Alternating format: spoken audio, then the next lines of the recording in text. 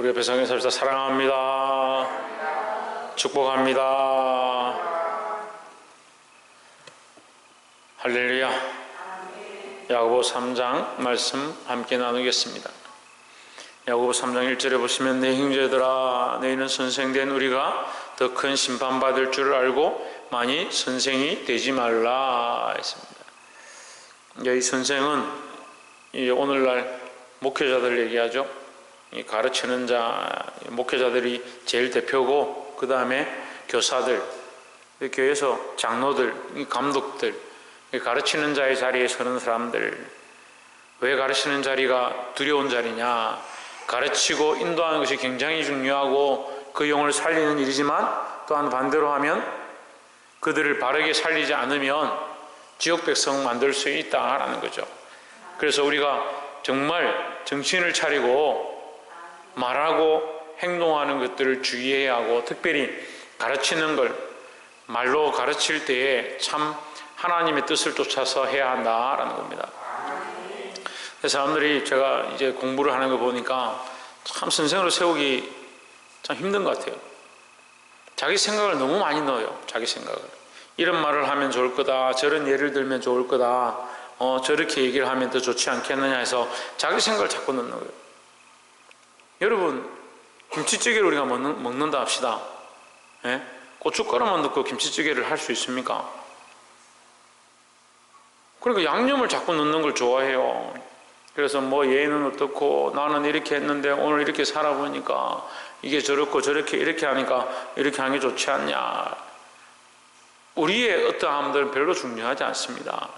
여러분, 차라리 그것들이 다 없어도 하나님의 살아계심을 똑바로 가르치고 말씀을 말씀으로 전달하는 것이 더욱 중요한 것이다 라는 거죠.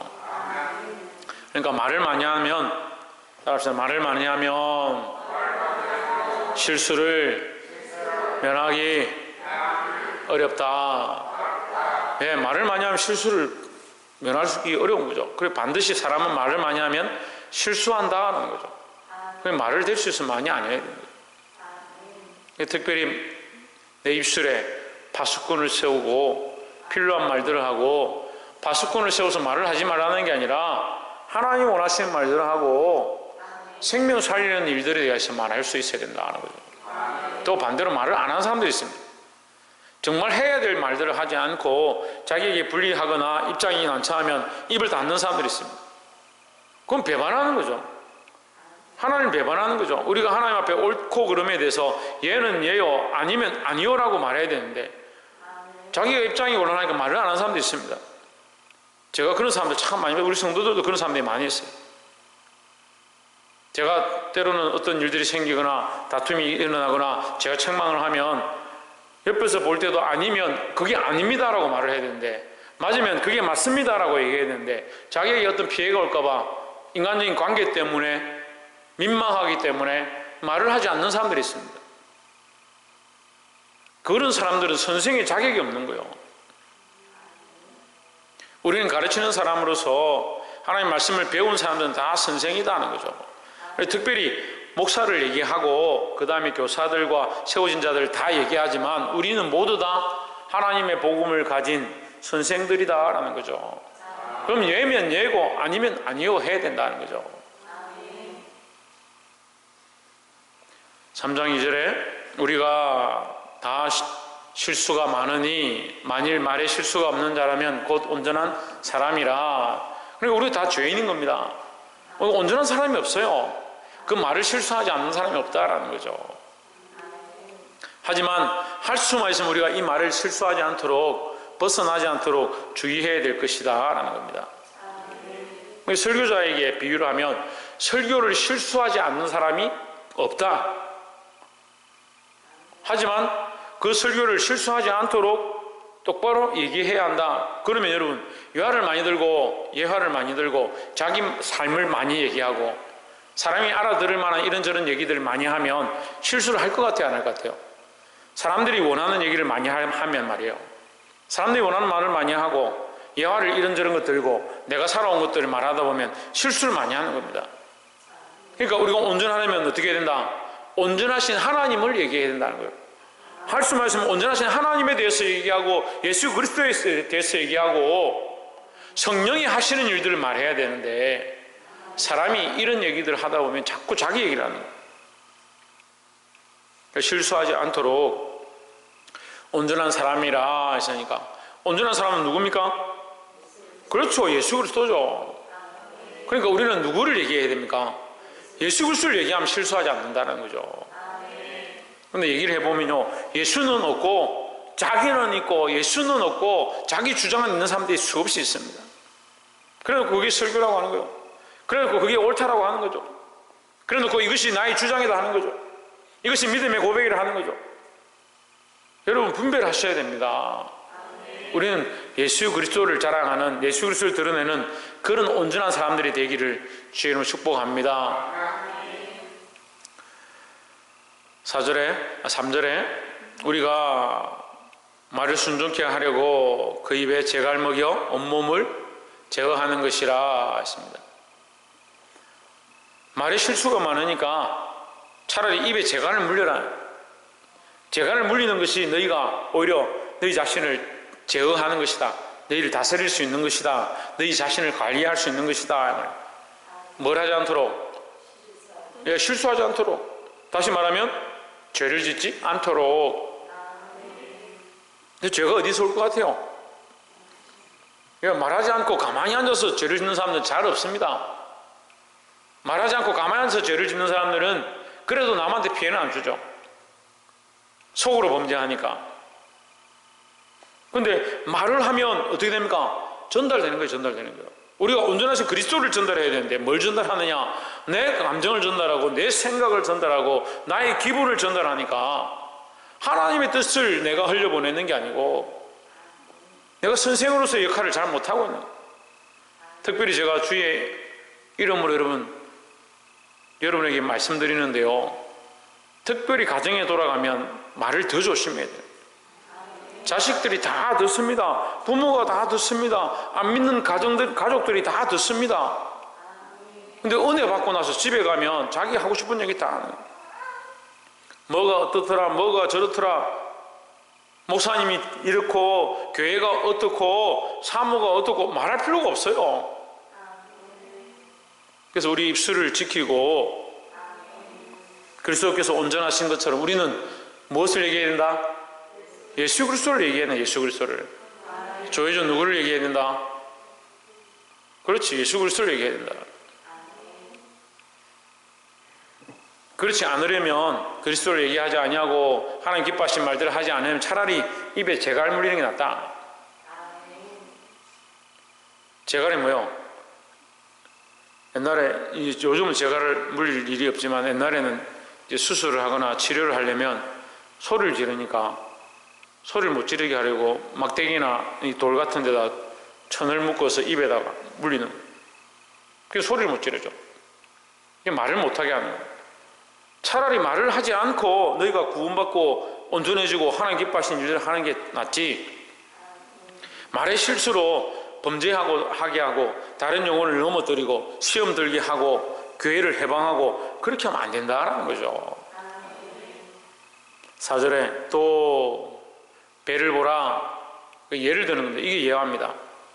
이게 비유죠. 배를 보라, 어떻게 크고 강풍이 밀려가는 것들을 지극히 작은 키로서 사공의 뜻대로 운행하나니 했습니다. 키 하나가 배를 전체를 움직이는 거예요. 그러니까 너희 입술 하나가 너희 몸을 다 더럽게도 하고 너희 몸을 거룩하게도 한다. 그러니까 너희 입술을 잘 관리하는 것이 중요하다라는 거죠. 그만큼 이 키라고 나오니까 영어로 하면 키죠. 열쇠죠. 뭐가 키냐? 너희 입이 키다. 너희 입이 핵심이다. 너희 입술을 잘 관리하는 거. 그래서 지금 2장과 3장에서 믿음의 열매를 하는데 믿음의 열매가 뭐냐? 입술로 나타나는 거예요. 믿음이 생겨나고 은혜를 받을수록 뭘 하느냐? 그 행동을 조심하는 거죠. 말을 조심하게 되는 거죠.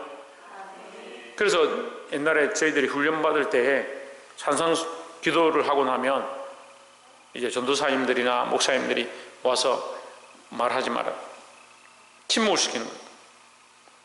지금 생각해 보면요, 우리가 은혜 실컷 받고 성령의 경험을 하고 내려오면 무슨 얘기하냐, 뭐 국밥이 뭐 어디가 맛있고 뭐 친구들 어제 놀았는데 뭐 그런 얘기 실컷 하거든요.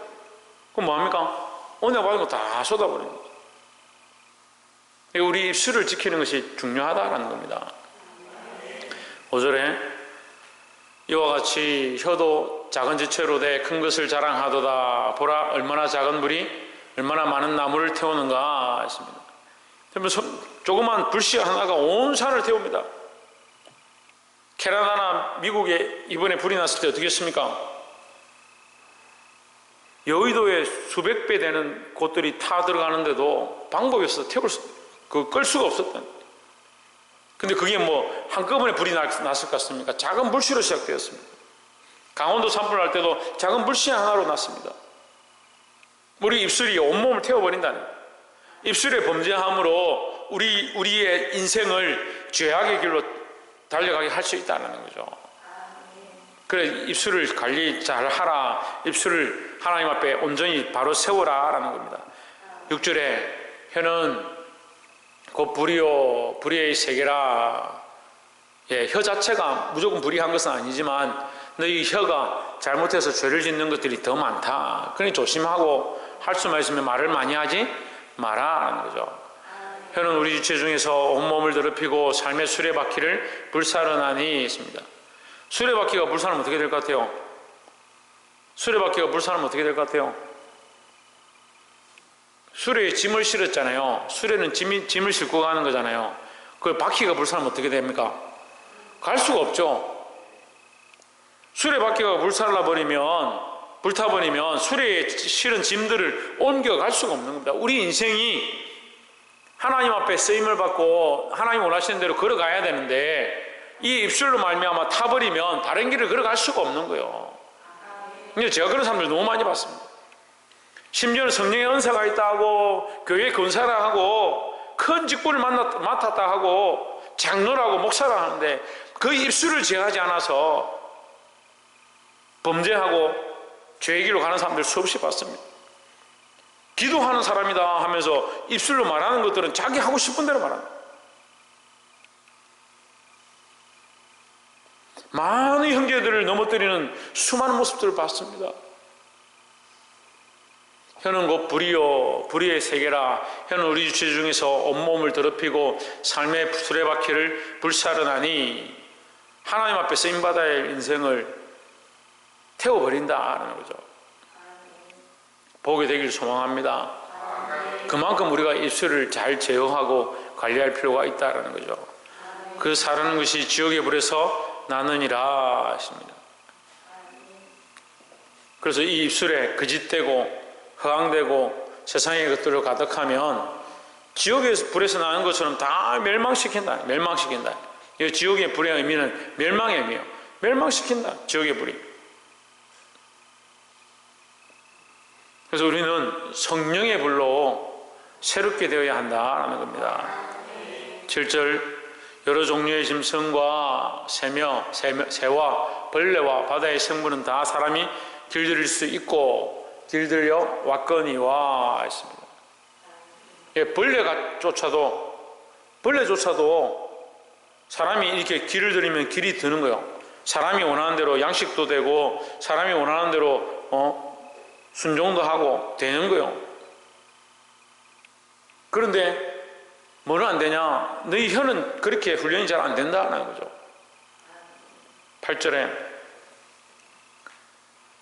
혀는 능히 길들일 사람이 없나니 쉬지 않은 악이요 죽이는 독이 가득한 것이라.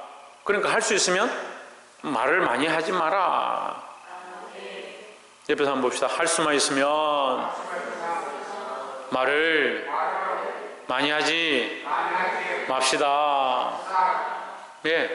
말을 많이 해야 좋다라고 생각하는 사람들이 있는데 말을 많이 하는 것이 꼭 좋은 게 아니다라는 거죠. 9절에 이것으로 우리가 주 아버지를 찬송하고 했습니다. 그러니까 이 입술로 하나님 찬송하는 것이 나쁘다는 게 아니고 찬송하는 것은 좋은데 또 이것으로 하나님의 형상대로 지음을 받은 사람을 저주하나니 했습니다. 그러니까 너희가 한 입으로 찬송도 하고 한 입으로 저주도 한다. 그러니까 말을 아예 하지 말라는 게 아니고 할 수만 있으면 이 입으로 하나님을 찬송하고, 아까 얘기했죠? 누가 온전하다고요? 예수 그리스도가 온전하니까 예수 그리스도를 말하고 하나님의 영광을 드러내는 입술이 되어야 한다라는 거죠. 10절에 한 입으로 찬송과 저주가 나오는도다. 내 형제들아 이것이 마땅하지 아니하니라 했습니다. 누구에게 마땅하지 아니하냐? 차라리 세상 사람들은 괜찮다 이 말이에요.